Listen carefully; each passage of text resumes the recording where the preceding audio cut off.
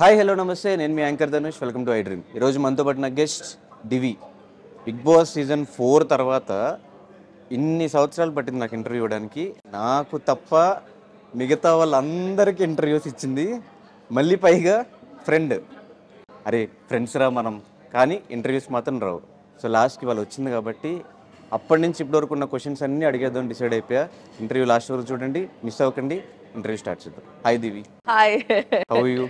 Super రా. First question అదే, ప్రపంచంలో ఉన్న వాళ్ళందరికీ ఇంటర్వ్యూస్ ఇచ్చి ఎందుకు లేట్ అయింది? మన వాళ్ళని మనం పక్కనే ఉంటాం కదా, మన వాళ్ళని మనం ఎప్పుడు ఎక్కువ పట్టించుకోము. అది బేసిక్గా ప్రతి హ్యూమన్ ప్రాబ్లం. అది మన వాళ్ళు మన పక్కనే ఉంటారు కదా, వాళ్ళ వాల్యూ వాళ్ళ గ్రేట్నెస్ మనకి తెలియక అలా చేస్తాము. ఇప్పుడు నేను తెలుసుకున్నాను ఎందుకు కాబట్టి. తెలిసింది? సినిమా రిలీజ్ ఉంది కాబట్టి. సినిమా రిలీజ్ అని కాదు, నేను ఎప్పుడో నీకు చెప్పా కదా నా సినిమా రిలీజ్ అప్పుడు చేద్దామని. అవును, నేను అలా చాలా పెట్టేసుకున్నా హోల్డ్లో, సినిమా రిలీజ్ అప్పుడు చేద్దామని చెప్పి ఎప్పుడో అనుకున్నా. ఇంకా దాని తర్వాత మళ్ళీ మనం మెసేజ్ చేసి చేద్దామంటే ఇప్పుడు కూడా ఇవ్వకపోతే నన్ను తంతాడు. కానీ మిగతా వాళ్ళందరికీ ఎందుకు ఇచ్చావు అనేది డౌట్. అవి అనుకోకుండా జరిగిపోయింది ధనుష్. ఫోన్ చేయకుండా, అనుకోకుండా, ప్లాన్ చేయకుండా ఇంటర్వ్యూ జరిగిపోయింది. ధనుష్ కి, శివాకి, కొంతమంది ఇలా నేమ్స్ ఉంటాయి. వాళ్ళకి నేను ఎందుకు ఇవ్వనంటే వీళ్ళు నా మొత్తం what happened, how it happened, how deep it happened, why it happened like that. బేసిక్గా ఇప్పుడు ఇన్స్టాగ్రామ్ వచ్చిన తర్వాత జనాలకు కూడా తెలుసుకోవడానికి ఏం లేదు, మీరే చెప్పేస్తున్నారు మొత్తం అన్ని. ఈ మధ్యన కవితలు కూడా స్టార్ట్ చేశారు మొత్తం అందరూ. కరెక్టే. సో ఎలా ఉన్నావు, ఏంటి సంగతులు? లైఫ్ ఇస్ గుడ్, బాగున్నాను, అంతా బాగుంది. ఒకటే సినిమా ఏంటంటే ఫైనలీ నా టైం వచ్చింది. నేను సినిమా చేయాలనుకున్నా, చేసా, రిలీజ్ అవుతుంది. సినిమాలు చేద్దాం అని అనుకుంటున్నాను కాబట్టి ఈ సినిమా బాగా వెళ్తే నా ఫ్యూచర్ బాగుంటుంది. కానీ లంబసింగి నేను బిగ్ బాస్ నుంచి బయటకు వచ్చిన తర్వాత విన్నావు కదా స్టోరీ. వెంటనే ఓకే 45 days లో ప్యాకప్ అయిపోయి ఎన్ని సంవత్సరాలు ఎందుకు పట్టింది రిలీజ్ అవ్వడానికి? అది మన చేతిలో ఏముంటుంది? యాజ్ అన్ యాక్టర్ మన చేతిలో ఏం ఉండదు. ప్రొడ్యూసరు, డైరెక్టరు, ఆ టీం ఎలా అనుకుంటే అలా. ఇది రిలీజ్ అవుతే నాకే కదా ప్లస్. ఇది ఈ పార్టీకి రిలీజ్ అయిపోయి ఉంటే నాకు ఆపర్చునిటీస్ ఇంకా బాగా వచ్చి ఉండేవి, ఇంకా అయితే వచ్చి ఉండేవి. లేకపోతే అమ్మాయి బాగా చేస్తుందని తెలిసి ఉండేది, లేకపోతే బాగా చేయట్లేదని తెలిసి ఉండేది. సంథింగ్ ఏదో ఒక ఆన్సర్ అయితే వచ్చేసేది. So I'm also waiting. ఏంటి అసలు ఆడియన్స్ నన్ను ఎలా చూస్తున్నారు, ఏమనుకుంటున్నారు, డూ ఐ హ్యావ్ దాట్, నాలో ఉందా లేదా, నేను చెయ్యాలా వదిలేయాలా, నేను కూడా అదే వెయిటింగ్. కానీ ఎక్కడ బిగ్ బాస్ మీ సీజన్ కంటెస్టెంట్స్ ఎవరు ఈ సినిమాకి సంబంధించి సపోర్ట్ చేయలేదేమో అనిపించింది, నిజమేనా? ఒక గ్రూప్ ఉంది, అందరూ ఉన్నారు అందులో. సో అందరూ ఉన్న గ్రూప్లో అయితే నేను షేర్ చేశాను. సపోర్ట్ గురించి మాట్లాడుతున్నా, అంతవరకే నేను చేయగలను. నేను అంటే అన్నీ పంపించాను నావన్నీ. అది ఇంకా నేను సపోర్ట్ చేయమనే పంపించాను. Please support, this is my debut first film, please support my film, I really need you all in this time అని చెప్పి. It is up to them no if they want to support or not. Few people did. కొంతమంది చేశారు,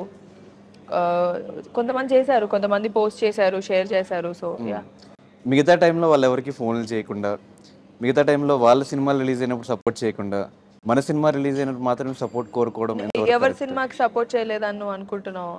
even Sohel cinema release అయినప్పుడు ఎక్కువ పోస్టులు పెట్టడం నేను చూడలేదు. పెట్టాను, 1 or 2 మెనీ పోస్ట్. అంటే వాడు చేసిన 3 సినిమాలు, ప్రతి సినిమాకి నేను నా పోస్ట్ ఉంటుంది, ప్రతి సినిమాకి ఉంటుంది. ఫస్ట్ 2-3 అప్పుడైతే పార్టీ కూడా. నేను బేసిక్లీ పార్టీస్ అవి ఇవి ఎక్కువ వెళ్ళను. And on top of it నా షూటింగ్స్ లో నేను వర్క్స్ లో ఉన్నాను. సోహెల్ కి నేను ఖచ్చితంగా నేను సపోర్ట్ చేశాను. ఇంకా మిగతా వాళ్ళు ఎవరైనా వాళ్ళతో టచ్ లో లేకపోయినా టచ్ లో ఎవరితో లేను ధనుష్. నేను ఇప్పుడే కాదు, నాకు వెరీ లిమిటెడ్ ఫ్రెండ్స్. నేను మోర్ ఓవర్ సినిమా ఫ్రెండ్సే ఉండరు నాకు, చాలా తక్కువ, very limited friends. I don't like that. నాకెందుకో నాకు ఇంట్లో ఉండడం చాలా ఇష్టం.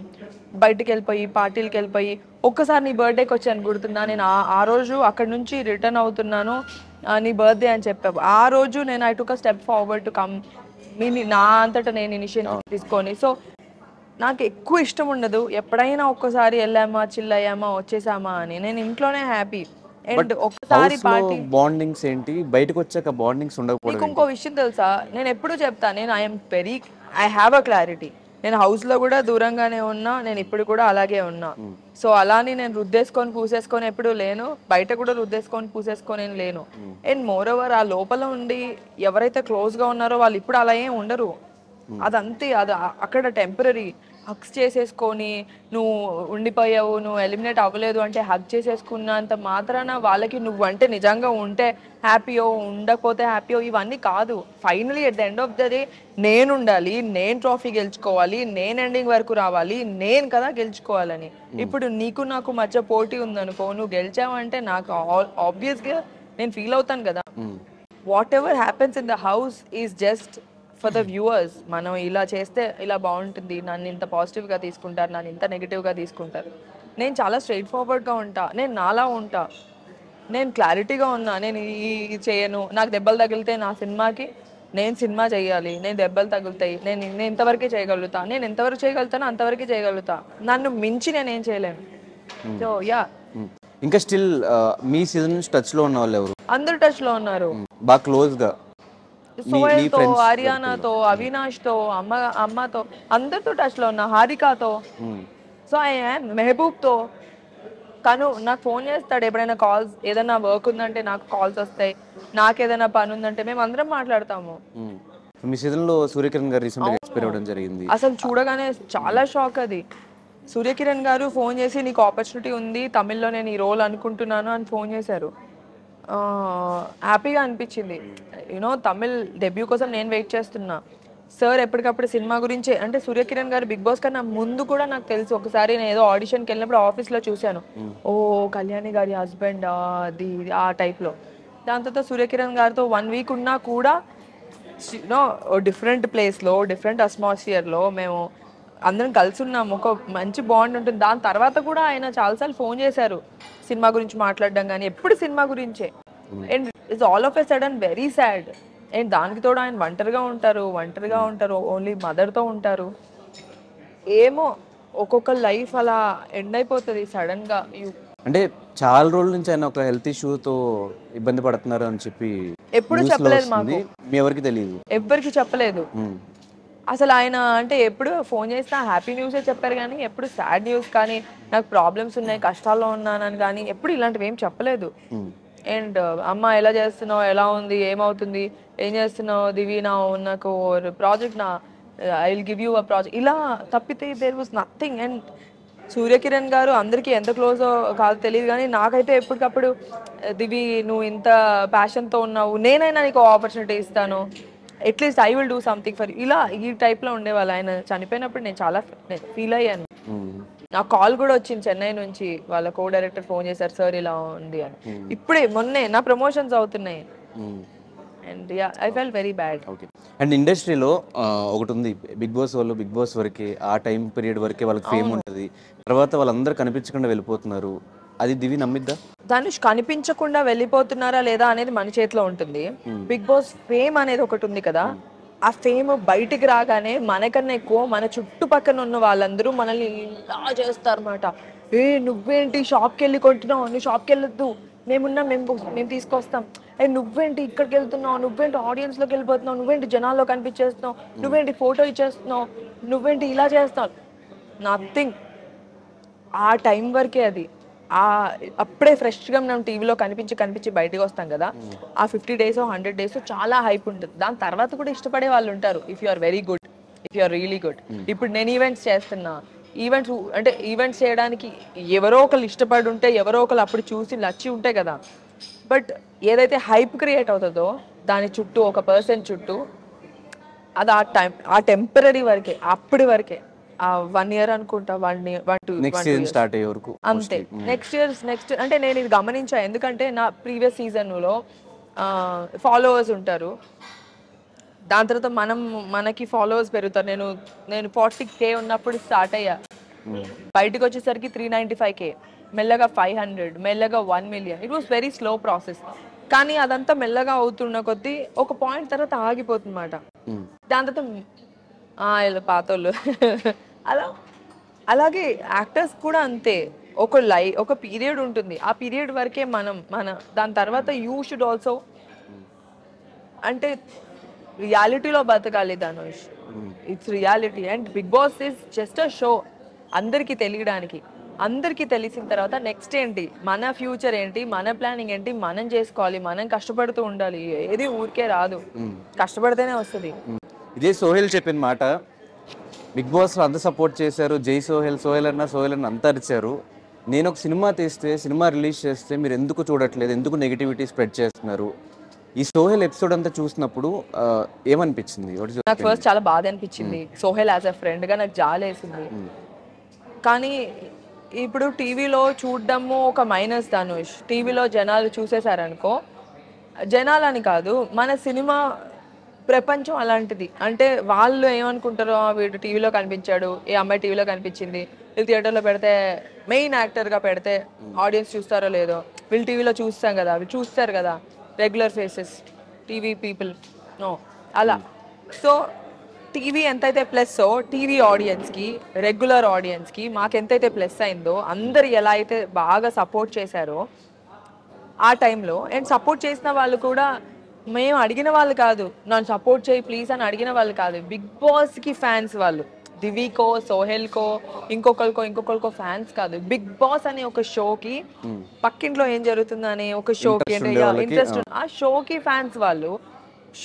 షోకి ఇప్పుడు నా ఫ్రెండ్ ఒకడు ఉన్నాడు, ముందు కూర్చున్నాడు, వాడికి బిగ్ బాస్ అంటే వీడే థియేట్లా స్పెక్స్.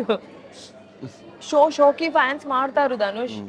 ఒక షోకి ఒక ఫ్యాన్స్. ఇప్పుడు నేను అడగకుండా నన్ను సపోర్ట్ చేసి నెక్స్ట్ సీజన్లో ఇంకోళ్ళకి సపోర్ట్ చేసి నెక్స్ట్ సీజన్లో ఇంకో అయిపోతుంది. అది ఒక టైం అంతే. That's a temporary thing.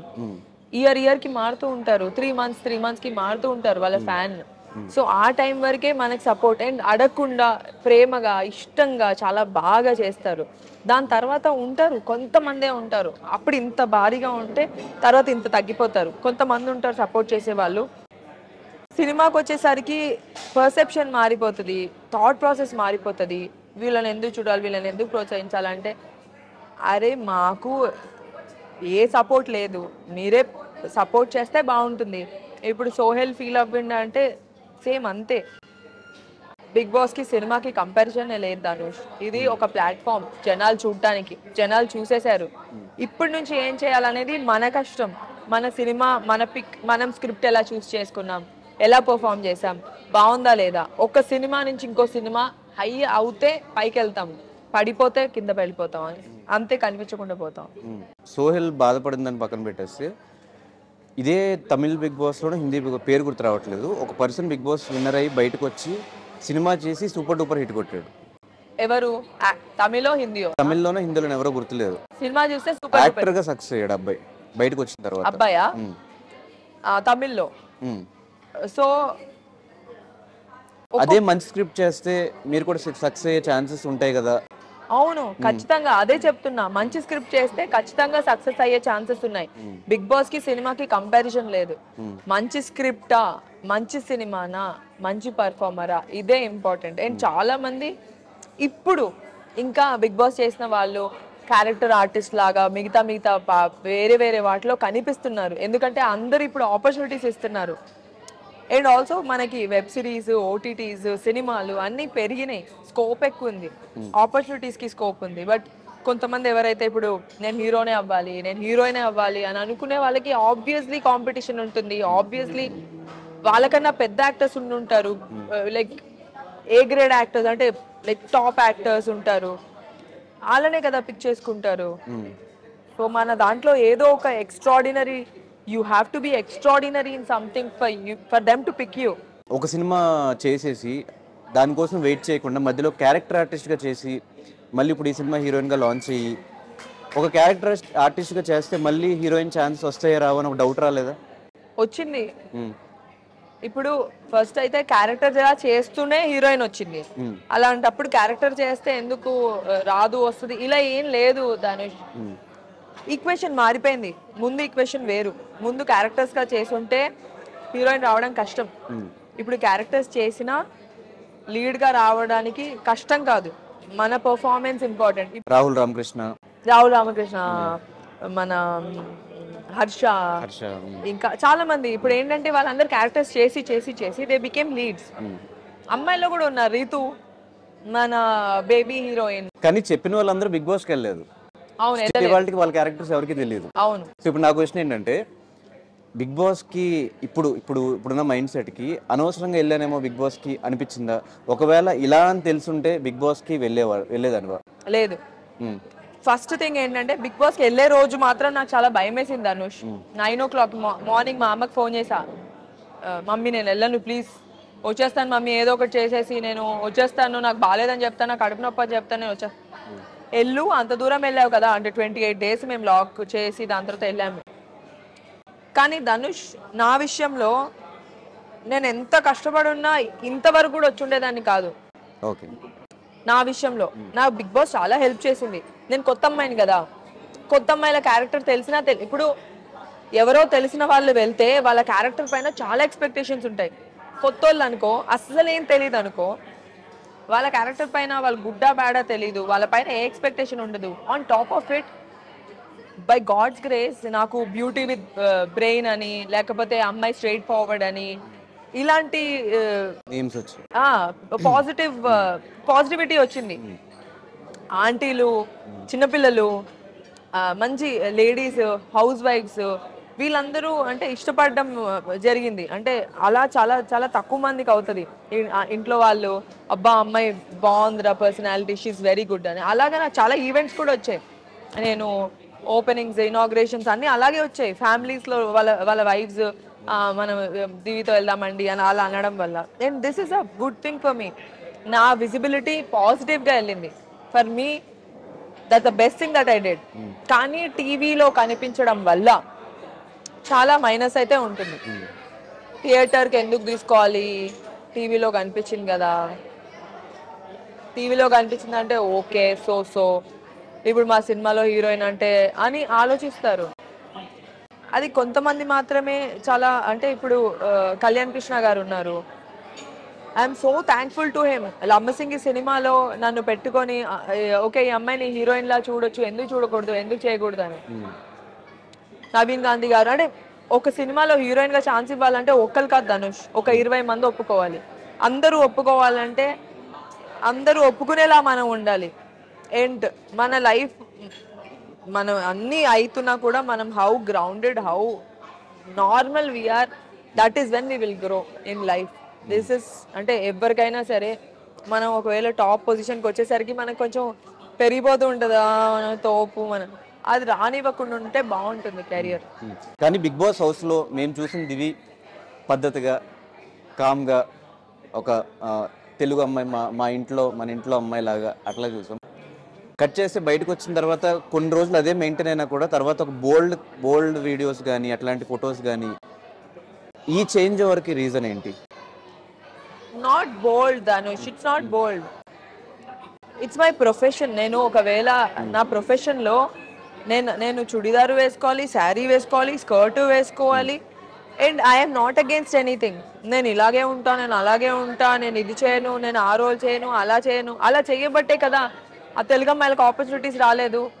అలా అంటారు కదా, తెలుగు అమ్మాయిలు కొన్ని చెయ్యరు, కొన్ని ఆపేస్తారు, కొన్ని ఒప్పుకోరు, అందుకనే చేయట్లేదు. నేను చేస్తాను, నన్ను పెట్టుకోండి సినిమాల్లో. I'm there. I wear skirts, I wear shorts, I will wear sari beautifully. So ట్రెడిషనల్లో అమ్మాయిలు బాగుంటారు, ట్రెడిషనల్లో అని నేను ఇంకా ట్రెడిషనల్లోనే how beautiful and sexy you can be అనేది పిక్చరైజ్ చేసి నేను పోస్ట్ చేస్తూ ఉంటాను. And people also like me for it. కవితలు రాసి టీస్ చేస్తూ ఉంటాను.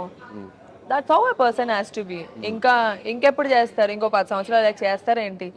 అండ్ ఇలా అంటే తెలుగు అమ్మాయిలు ఆపేస్తున్నారు, కొంచెమే చేస్తారు, అందుకే మేము అక్కడి నుంచి తెచ్చుకుంటున్నాం హీరోయిన్, ఇక్కడి నుంచి తెచ్చుకుంటున్నాం అనకుండా ఇప్పుడు ఇంకా ఆపర్చునిటీస్ వస్తున్నాయి కదా ధనుష్, అందరికీ వస్తున్నాయి ఆపర్చునిటీస్.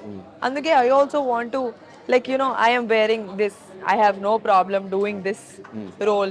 సీన్కి అవసరమైతే ఆ క్యారెక్టర్లో, ఆ సిచ్యువేషన్లో ఏదైనా అవసరం ఉంటే చేయొచ్చు, ఆ డ్రెస్ కానీ ఏదైనా. So I have no problem. అలా ఫొటోస్ పెట్టిన తర్వాత ఒక మిడిల్ క్లాస్ ఫ్యామిలీ నుంచి దివ్య వచ్చింది తెలుసు అందరికి. ఫ్యామిలీ దగ్గర నుంచి రియాక్షన్ ఏంటి? దాని తర్వాత ఇన్స్టాగ్రామ్లో చాలా వేసుకున్నారు, చాలా ట్రోల్స్ అయినాయి ఆ ఫొటోస్ కానీ వీడియోస్ కానీ. ఆ కమెంట్స్ అని చూసినప్పుడు what was your reaction? No, basically మా ఫ్యామిలీ చాలా సపోర్టివ్ ధనుష్. మా ఫ్యామిలీ ఫ్రెండ్స్ లాగా. మా ఫ్యామిలీ సపోర్ట్ చేయకపోయి ఉంటే నేను అసలు ఇక్కడ దాకా వచ్చి ఉండేదాన్ని కూడా కాదు. ఎప్పుడైనా సరే నేను ఏం చేసినా మా పేరెంట్స్ తెలుసు. ఇన్ఫ్యాక్ట్ అంటే మా ఇంట్లో వాళ్ళ ముందే నేను ఫోటోలు దిగుతాను, మా ఇంట్లోనే ఫొటోస్ దిగుతాను నేను. సో ప్రాబ్లం ఏం లేదు. మా పేరెంట్స్ చాలా సపోర్టివ్. మా పేరెంట్స్ నాకు ఎంతైతే ఫ్రీడమ్ ఇచ్చారో నేను ఎప్పుడు అంతే రెస్ట్రిక్టెడ్ గా ఉన్నా బయట ప్రపంచంలో. నీకు తెలిసి నేను బయట ఎక్కువ తిరగను అందరితో. ఒకవేళ తిరిగినా పద్ధతిగా సేమ్ ఇలా చుడిదార్లు వేసుకుని ఎక్కడ చుడిదార్లు వేసుకోను, పప్పుకు వచ్చినా చుడిదార్. అవును.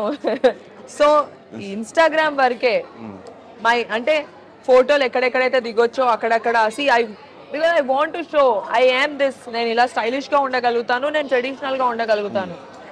జనరల్ గా ఏ అబ్బాయికైనా అమ్మాయి ట్రెడిషనల్ గా ఉంటేనే నచ్చుతుంది. నేను ట్రెడిషనల్ గా చూపించుకోవడమే ఇష్టం. ఇఫ్ ఒకవేళ ఒక అబ్బాయి నన్ను చూసినా, నాకు ఒక అబ్బాయి నచ్చినా కూడా వాడు నన్ను చాలా పద్ధతిగా చూడాలి. ఈ అమ్మాయిని పెళ్లి చేసుకోవాలిరా అని అనుకోవాలి, ఇంకోలా అనుకోకూడదు. అలా అనుకోవాలి, అలా అనిపించాలి. నాకు తెలిసి నా ఫ్రెండ్స్ ఎవరైనా, నేను ఒకవేళ ఎవరితోనో క్లోజ్ అయిపోయినా, ఎక్కువ మాట్లాడినా, వాళ్ళు నెక్స్ట్ ప్రేమించే ప్రపోజల్ ఉండదు, పెళ్లి చేసుకుందామా అనే ప్రపోజల్ ఉంటుంది. I also want that. అందుకనే అండ్ ఫొటోస్ దిగే సిచ్యువేషన్ ఎలా అయితే నేను ఇన్స్టాలో పెడతానా, ఒకవేళ నాకు ఆపర్చునిటీ వచ్చింది, వేరే కంట్రీ వెళ్ళే ఆపర్చునిటీ వచ్చింది, లేకపోతే ఊటీ షూటింగ్ వెళ్ళిన ఆపర్చునిటీ వచ్చింది, ఎప్పుడు నేను ఆ ఛాన్స్ వదులుకోను ధనుష్. ఎన్ని ఫోటోలు అంటే అన్ని ఫోటోలు దిగేస్తా. గోవాకి వెళ్ళిన ఫోటోలు దిగేస్తా. ఇక్కడ వేసుకోలేను బట్టలు, ఇక్కడ వేసుకోలేను బట్టలు. అప్పుడు ఫ్రెండ్ బర్త్డేకి వెళ్ళాను. అదే సో వస్తా వస్తా వస్తా వస్తా మేము ఇక్కడ వెయిట్ చేస్తా నేను అసలు నేను ఈ బర్త్డేకి వచ్చాను ధనుష్. నేను మళ్ళీ కలవలేదు కదా. సో అలాగా నేను ఏ ఛాన్స్ మిస్ చేసుకోను ఫోటోలు పెట్టే ఆపర్చునిటీ. కానీ నెగిటివ్ కమెంట్స్ వచ్చినప్పుడు, నెగిటివ్ కమెంట్స్ ఫస్ట్ లో వచ్చాయి ధనుష్. సో మనం ఎంత గొప్పగా చేసినా, ఎంత గ్రేట్ యాక్టర్ అయినా, నేనెంత I'm nothing. Top actors, let's speak about the toppest actors, వాళ్ళకు కూడా పాజిటివ్ నెగిటివ్ అనేది కామన్. నన్ను ఇష్టపడే వాళ్ళు నిన్ను హేట్ చేయొచ్చు, నిన్ను ఇష్టపడే వాళ్ళు నన్ను హేట్ చేయొచ్చు. అంత మాత్రాన అంటే వాళ్ళకి ఇంకొకరు ఇష్టం కాబట్టి మనల్ని బాగా అంటే యూనో అలా చేస్తారని కమెంట్స్ చేస్తారు కదా. వాళ్ళు ఆ స్టేజ్లో లేరు కాబట్టి దే కీప్ కమెంటింగ్ నెగిటివ్. ఇప్పుడు Dhanush is a very good anchor. I have seen you. నిన్ను చాలా సార్లు వైరల్ అవ్వడము, నీ వీడియోస్ నేను చూశాను. నువ్వు అంటే ఇష్టం లేని వాళ్ళు, అంటే ఇంకొకళ్ళు అంటే ఇష్టం ఉన్న వాళ్ళు నీ పైన నెగిటివ్ కమెంట్స్ చేయొచ్చు. అమ్మో వీడు ఎక్కడ తోపైపోతాడు, వీడు ఎక్కడ ఇదైపోతాడు, వీడికి అంత సీన్ ఉందా, వీడు టాప్ అయిపోతాడా, వీడు అంత తోప, అలాగా కొంతమంది తీసుకోలేరు. అది ఎంత పాజిటివ్ థింగ్ తెలుసా. You have to be very happy that people are not able to take it. మనం కూడా చాలా మిడిల్ క్లాస్ నుంచి, నార్మల్ ఫ్యామిలీస్ నుంచి వచ్చిన వాళ్ళము. ఒకరు తిట్టుకున్నా పొగిడినా అది మన మంచికే. అండ్ పొగిడితే హ్యాపీగా ఫీల్ అవుతాం, తిట్టుకుంటే వదిలేస్తాము. కొన్ని రోజుల తర్వాత ఫీల్ అయినా మనమే. కమెంట్స్ చూస్తే ఏం అనిపించదు, నేను నవ్వుకుంటాను కమెంట్స్ చూసి. మరీ దారుణంగా ఉంటే డిలీట్ చేసేస్తాను, కానీ కొన్ని కమెంట్స్ చూసి నేను నవ్వుకుంటా. They are very funny. అంటే ఎంత ఒకళ్ళ పైన కమెంట్ చేయగలుగుతున్నారు అంటే ఎంత ఖాళీగా ఉండుంటారు. బట్ ఓకే, నాకు నేను యాక్టర్ కానప్పుడు జడ్జ్మెంట్ అందరిపైన చేసి ఉండొచ్చు, ఇది యాక్టింగా, ఇది ఒక సాంగా అని. అంటే అది వాళ్ళకి తెలియదు కదా. తెలియనప్పుడు కొన్ని కమెంట్స్ చేసేస్తాం ధనుష్. ఆ సిచ్యువేషన్లో అది లీవ్ చేసి ఆ కష్టపడిన వాళ్ళకే తెలిసి ఉంటుంది దాని బ్యాక్ స్టోరీ, దాని బ్యాక్గ్రౌండ్ వర్క్, దాని వెనకాల ఎంత ఖర్చు అయి ఉంటుందో, వాడి ఎఫర్ట్ ఎంత ఉండుంటుందో, అది ప్రతి పర్సన్ ఫేస్ అయి ఉండుంటారు. కానీ అందరూ దివ్యని చూస్తే పెళ్లి చేసుకోవాలనిపిస్తుంది అంటారు కదా. పెళ్ళి ఎప్పుడు ఇంతకి, ఎందుకు బ్రేకప్ తర్వాత మళ్ళీ ఒక రిలేషన్లోకి పోలేదు? నాకు అంటే చాలామంది ఫ్రెండ్స్ డేటింగ్ థాట్స్, లేకపోతే కలుద్దాము, బయటికి వెళ్దాము, ఇవన్నీ కొంతమంది కనెక్ట్ అవుతాం, కొంతమందికి అవ్వము. అప్పుడప్పుడు కలుస్తాము, కాఫీకి వెళ్తాము. నాకు ఎందుకో అంత వైబ్ కొట్టలేదు ధనుష్ ఎప్పుడు. అంత రీచ్ అంటే పెళ్లి చేసుకునే అంత కిక్ యాస్ పర్సన్ అని ఎప్పుడు అనిపించలేదు. దాని తర్వాత ఒకళ్ళు నచ్చారు అంటే అవతలోళ్ళు ఎలా అంటే మనల్ని తక్కువ చేసి చూపించారనుకో, వాళ్ళు సెక్యూర్ అంటే they will stand out in the relationship. నువ్వు ఇది బాగాలేదు, నీ నువ్వు దద్ది, నీకు బుర్రలేదు అని మనల్ని కొంతమంది అంటే ఒక్కొక్కరు ఒక్కొక్క క్యారెక్టర్ అనమాట. అలాంటి ఆ ప్రాసెస్లో డేట్ అంటే బ్రేకప్ అయిన తర్వాత ఒక ఇద్దరు ముగ్గురిని కలిసినప్పుడు ఇద్దరు ముగ్గురిని వీళ్ళని ట్రై చేయొచ్చు వీళ్ళని ట్రై చేయొచ్చు అనుకున్నప్పుడు ఒక్కొక్కరు ఒక్కొక్కలా ఉన్నారు. అంటే మనలో ఫ్లాస్ ఉంటాయి, మన ఫ్లాస్ని యాక్సెప్ట్ చేయాలి.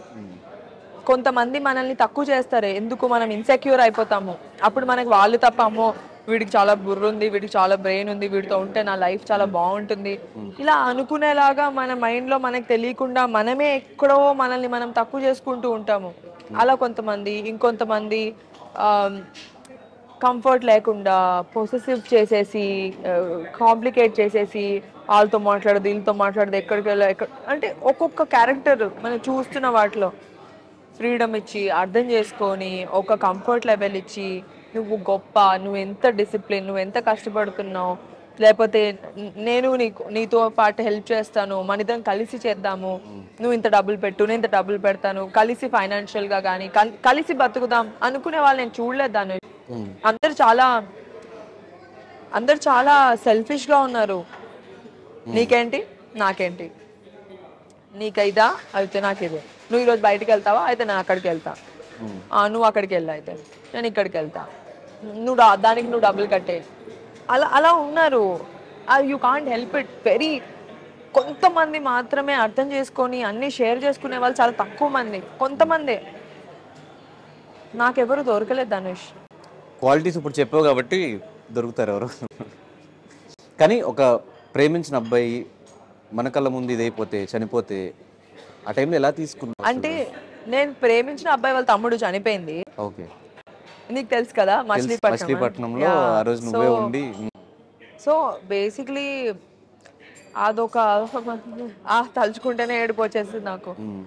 ఆ అబ్బాయి నాకు చాలా క్లోజ్ ఫ్రెండ్ ధనుష్. నేను లవ్ చేసిన అబ్బాయి వాళ్ళ తమ్ముడు.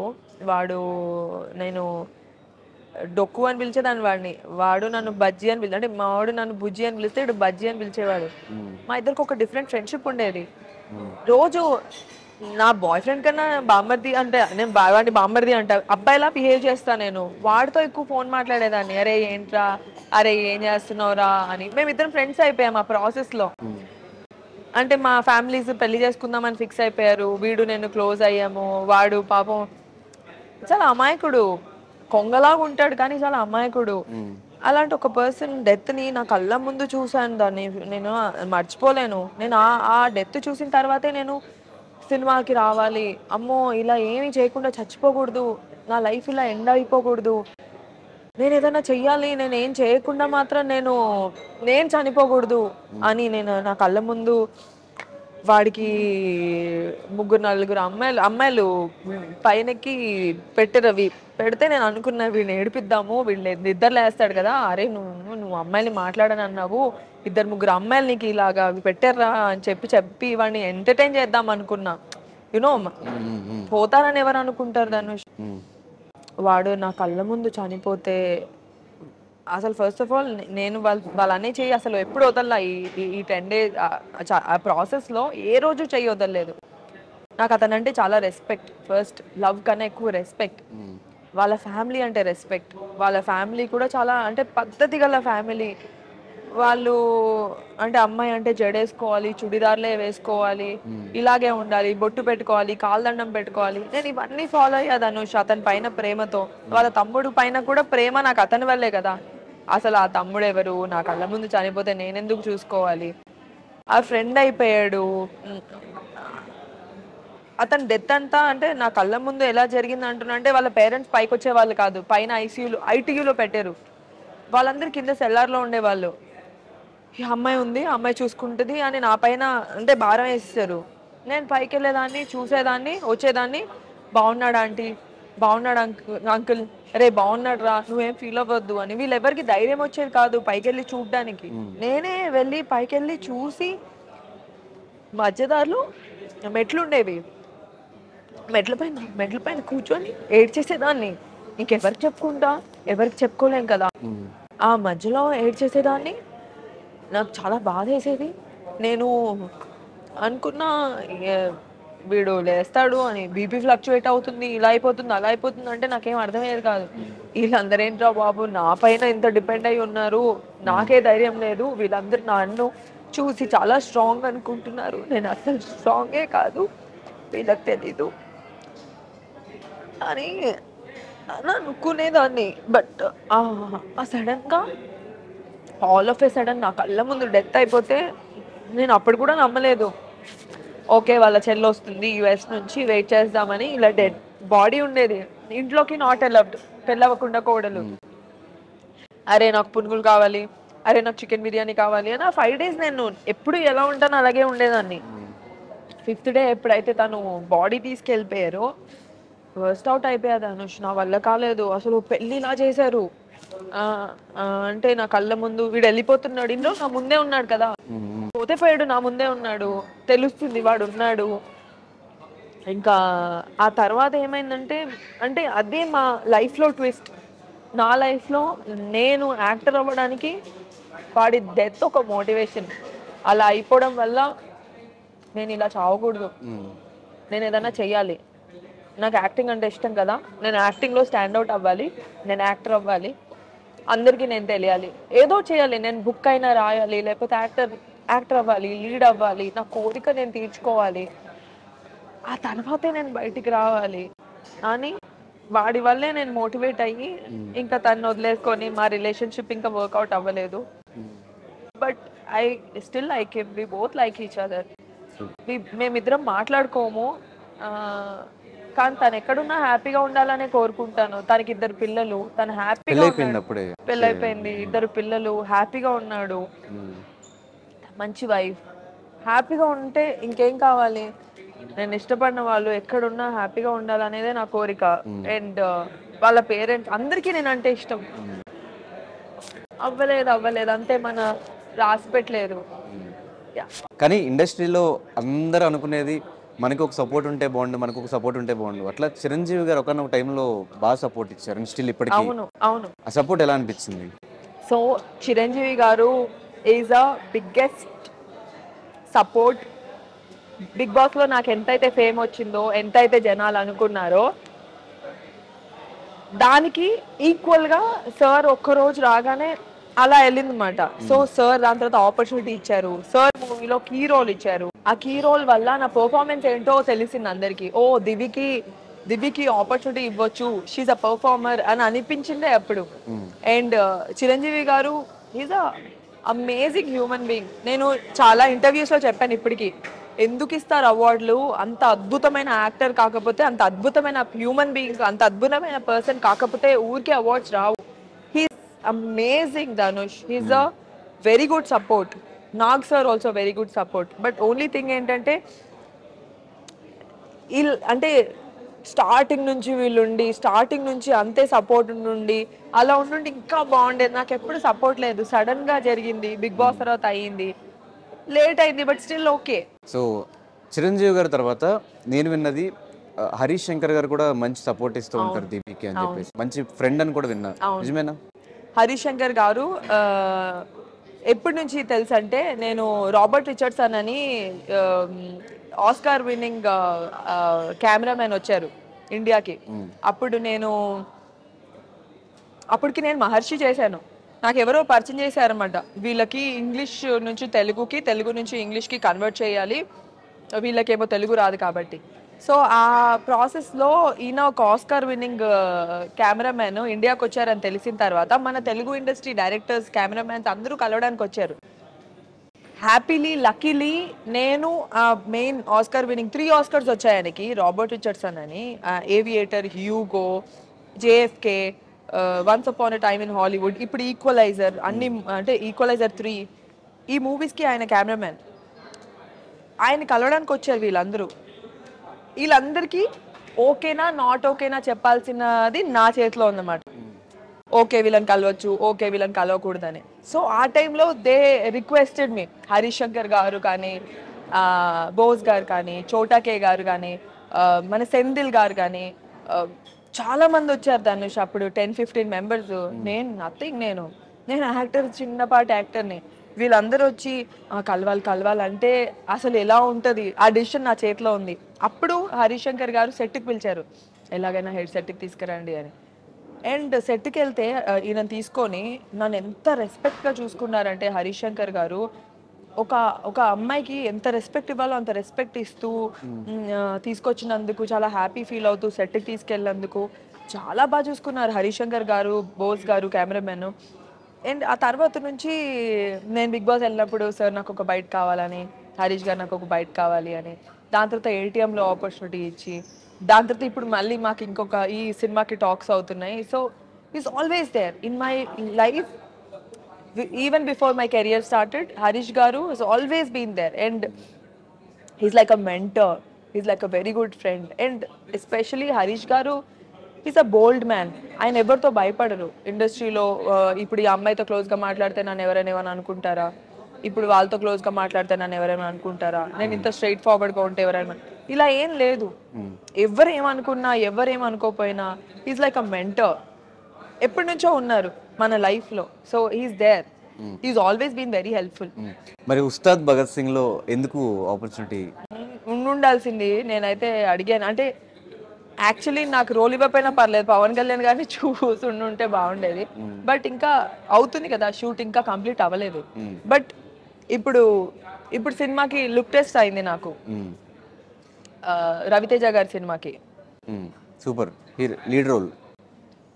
లీడ్ రోల్ కాదు, గుడ్ రోల్. ఓకే, ఏదన్నా క్యారెక్టర్స్ వస్తే మంచి క్యారెక్టర్ చేయడానికి రెడీ. మంచి క్యారెక్టర్ చేయడానికి అంటే బేసిక్లీ ఈ సినిమాకైతే ఎస్పెషలీ రవితేజ గారి పక్కన నాకు లాస్ట్ టైం ఒక ఆపర్చునిటీ వచ్చింది ధనుష్ హీరోయిన్ గా. నైట్కి నైట్ అమ్మాయిని మార్చేశారు. ఎందుకు అలా యాక్టర్స్ మారిపోతూ ఉంటారు కదా, ఇప్పుడు డైరెక్టర్స్ డెసిషన్. నేను రవితేజ గారి పక్కన ఎప్పుడైతే నాకు మూవీ వచ్చిందో నేను చాలా ఎమోషనల్ ధనుష్. నేను ఆ రోజు నైట్ బెడ్ మీద పడుకొని ఏడుస్తూ నా స్పీచ్ రాసుకున్నా. నేను మామూలుగా మైక్ పట్టుకోగానే ఇలా అయిపోతుంది, మనుకుతుంది చెయ్యి. అలాంటిది నేను ఇలా మాట్లాడాలి అలా మాట్లాడాలని స్పీచే రాసేసుకున్నా. అలాంటిది ముగ్గురు అమ్మాయిల్లో ఒక అమ్మాయి నన్ను అన్నారు, రవితేజ గారి పక్కన నాలుగో అమ్మాయి అయినా ఓకే నేను. అండ్ అంటే దానివల్ల నా కెరియర్ బిల్డ్ అవుతుంది కదా, అనుకోకుండా జరగలేదు. దాని తర్వాత అనుకున్నాను రవితేజ గారితో వచ్చింది కాబట్టి లీడ్గా ఒకటి చేస్తే బాగుంటుందని. ఈ సినిమా కూడా హరిశంకర్ గారు అనుకుంటే, హరిశంకర్ గారు నువ్వు ఇది చెయ్యంటే నేను చేసేస్తాను, వద్దు అంటే చెయ్యను. నాకు సార్ అంటే అంత రెస్పెక్ట్, నాకు హరీష్ గారు అంటే చాలా రెస్పెక్ట్. అలా కొంతమంది ఉన్నారు ఇండస్ట్రీలో నేను చాలా రెస్పెక్ట్ చేసేవాళ్ళు, నా లైఫ్లో ఉన్న వాళ్ళు. అలాగా ఈ సినిమాలో సార్ చేయమంటే ఖచ్చితంగా ఏదన్నా చేసేస్తాను. ఇలాగే కావాలి అలాగే కావాలని ఏం లేదు. నా కళ్యాణ్ కృష్ణ గారు అంటే కూడా అంతే రెస్పెక్ట్. నా కళ్యాణ్ కృష్ణ గారు అయితే పిలిచి లీడ్ ఇచ్చారు ఇప్పుడు ఆయన సినిమాలో, లంబసింగి సినిమాలో. వాళ్ళు అనుకొని ఉంటారు కదా ఈ అమ్మాయికి ఆపర్చునిటీ రావాలి అని. అలా కొంతమంది అనుకొని ఇలాంటి రోల్ అయితే బాగుంటుందని అనుకొని ఇస్తే బాగుంటుంది. నేను ఏం చేయగలను ధనుష్, నా చేతిలో ఏముంది? పెద్ద సినిమాలో హీరోయిన్ అవ్వాలని కోరిక ఎవరికి ఉండదు? నాకు ఉంది కోరిక, నేను పెద్ద సినిమాలో హీరోయిన్ అవ్వాలి, నేను చెయ్యాలి అని. మా పేరెంట్స్ ఇప్పటికీ ప్రౌడ్, ఇంకా ప్రౌడ్ చేయాలి అని. అది అవుతే అయ్యింది, అవ్వకపోతే నా చేతిలో ఏముంది? This is my bread and butter. చెయ్యను ఇలాగే ఉంటానంటే ఏం రాదు. అప్పుడు ఇంట్లో కూర్చోవాలి, మా మమ్మీ డాడీ పైన డిపెండ్ అవ్వాలి. అలా ఎన్ని రోజులు? బట్ డెఫినెట్గా ఈ సినిమాతో ఈ లంబసింగి నుంచి ఆ గ్రాఫ్ పెరుగుతూనే ఉండాలని మా ఛానల్ నుంచి మనస్ఫూర్తిగా కోరుకుంటున్నాను. Thank you. ఈ రోజు నుంచి లంబసింగి ప్రీమియర్స్ స్టార్ట్ అవుతున్నాయి. సో సినిమా గురించి ఆడియన్స్కి చెప్పాలంటే ఏం చెప్తావు? లంబసింగి సినిమా ఒక మంచి లవ్ స్టోరీ. మనల్ని మనం చూసుకునే ఒక లవ్ స్టోరీ ఉంటుంది. ఆ లవ్ స్టోరీ కాకుండా దానిలో ఉండే కాంప్లికేషన్స్ వేరుంటాయి. నన్ను ఒక డిఫరెంట్గా చూడబోతున్నారు, నేను ఒక డిఫరెంట్గా కనిపిస్తాను. అరే భలే ఉంది కదా ఈ అమ్మాయి, స్వీట్గా ఉంటూనే రెబల్గా కూడా ఉంది, బాగా చేసింది అని అనుకుంటారు. And it's a fresh feel వస్తుంది. అండ్ ఇది నా ఫస్ట్ మూవీ, చాలా ఫ్రెష్గా చాలా కష్టపడి చేశాము. నా చేతిలో కొన్నే ఉంటాయి ధనుష్, నేను దాన్ని మించి నేను కరెక్షన్స్ కానీ ఏం చేయలేను. మన డైరెక్టర్స్ ఏం చెప్తే, మా టీం ఎలా చెప్తే అలా చేస్తాను. ఈ సినిమా వల్ల నా ఇంకా కెరియర్, నా ఫ్యూచర్ డిపెండ్ అయ్యి ఉంది. ఈ సినిమా మీరు అందరూ చూస్తే నా ఫ్యూచర్, నా కెరియర్ మీ చేతిలో డిపెండ్ అయ్యి ఉంది అంతే. లంబసింగి ఈ రోజు నుంచి ప్రీమియర్ స్టార్ట్ అవుతుంది. మీ నియరెస్ట్ థియేటర్స్కి వెళ్ళి సినిమా ఎలా ఉందో కమెంట్ చేయండి. Thank you so much. Thank you.